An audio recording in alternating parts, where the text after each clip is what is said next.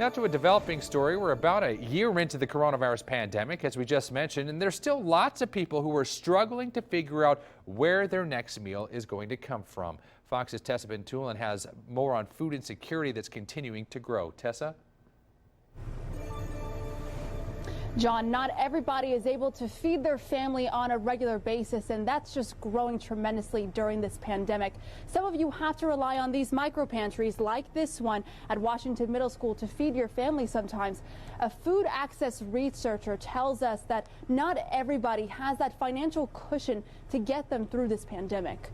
As COVID-19 continues to shake the country, food insecurity has become a difficult side effect. Illinois is no exception to this.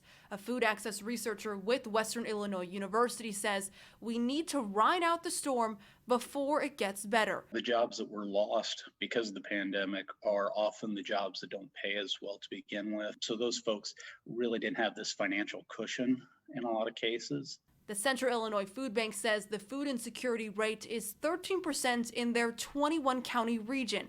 That's roughly 106,000 people. Sean Park says it's growing. As you go farther south, all the way down to the tip of Illinois, it gets worse as you go. As the pandemic drags on, the use of about 18 micropantries across Springfield has increased.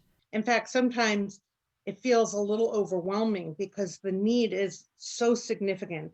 Leslie Scrow volunteers her time to create micropantries across Springfield. She says she's noticed people who are in need of food understand they're not the only ones looking for a meal. I've never seen anybody take everything out of the pantry, right? People take what they need and they leave something for others.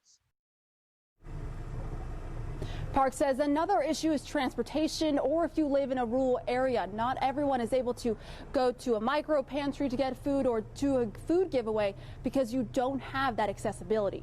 Reporting live in Springfield, Tessa Bentulan. Back to you, John. Thanks, Tessa. According to researchers, around 1 in 8 children were already in a food insecure situation. The pandemic has just made that worse. Altogether, 1 in 10 Illinoisans are facing food insecurity.